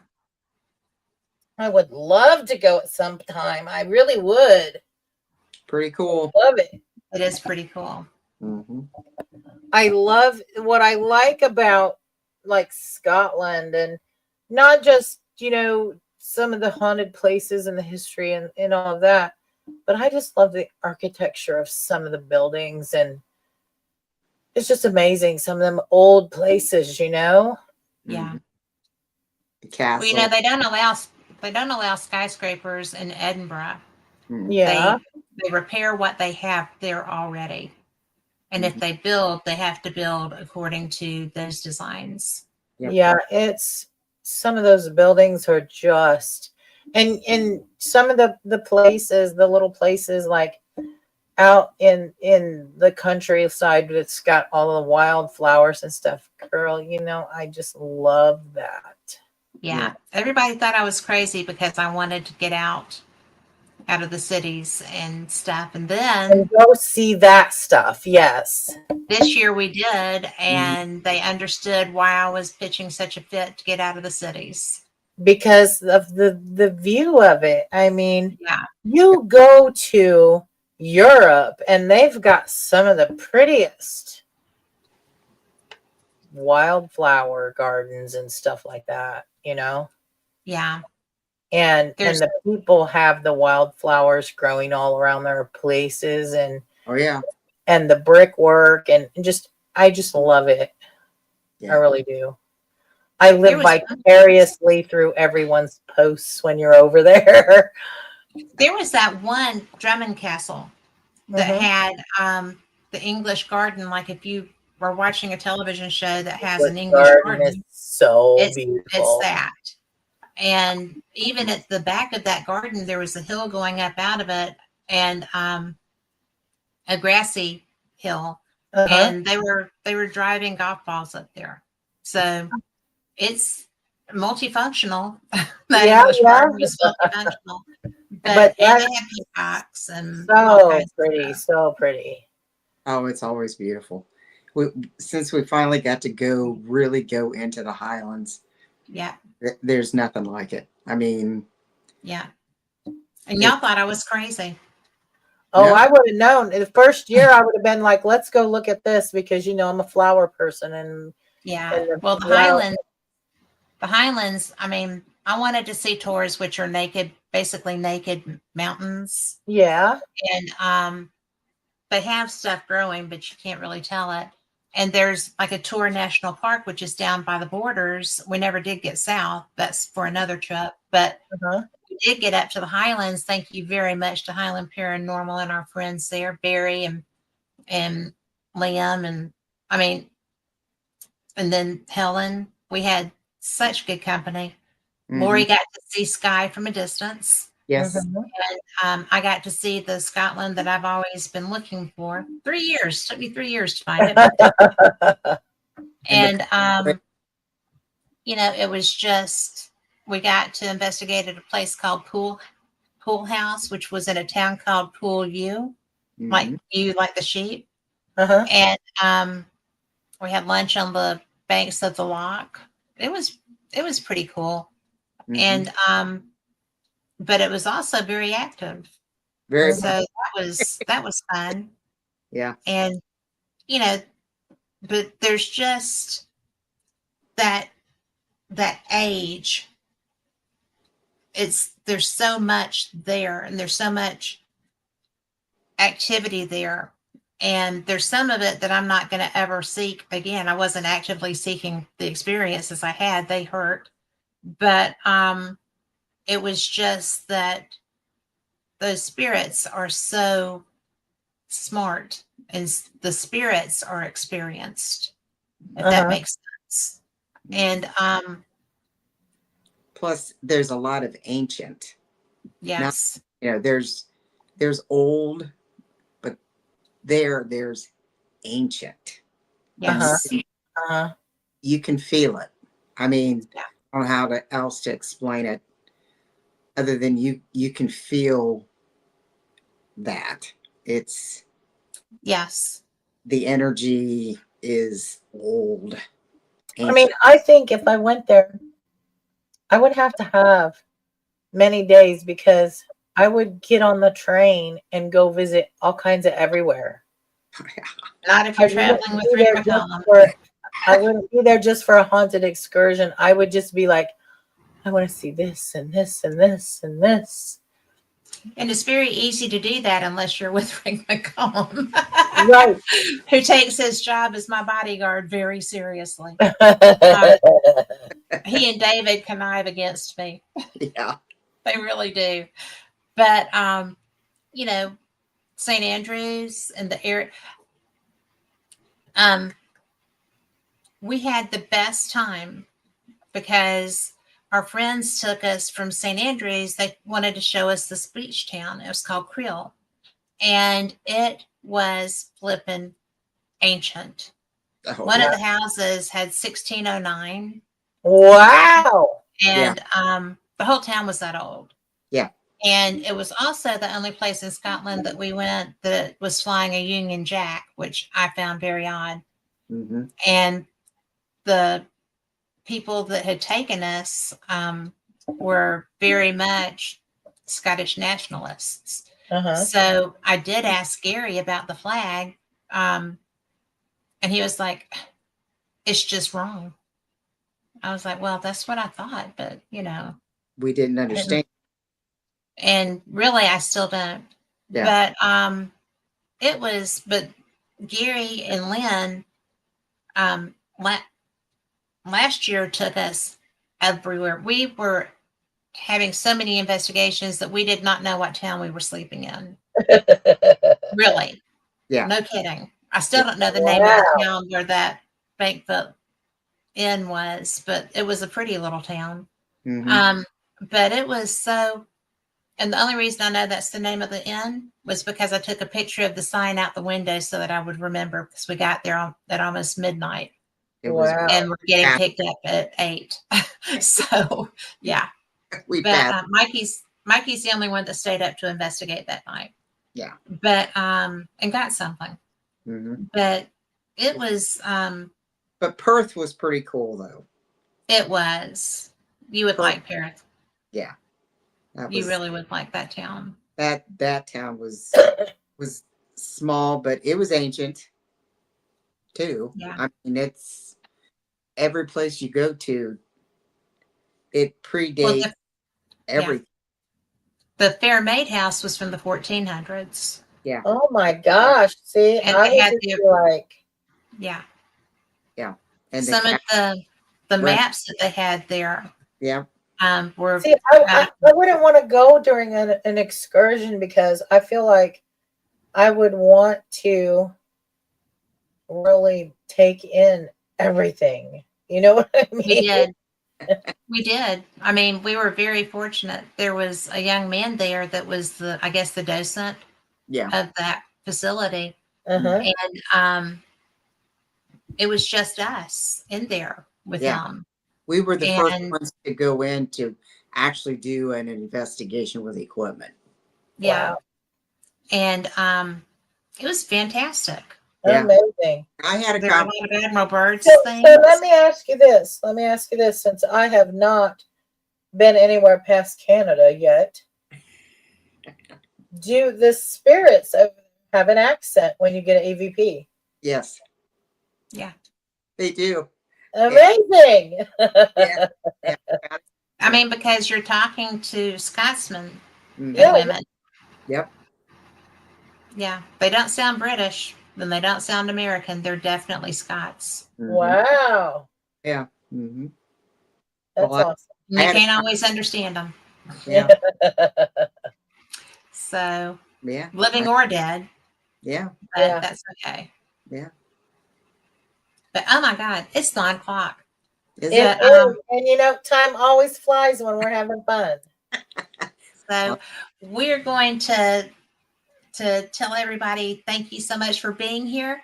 And Shelly and Lori, thank you for joining me. And we will be back.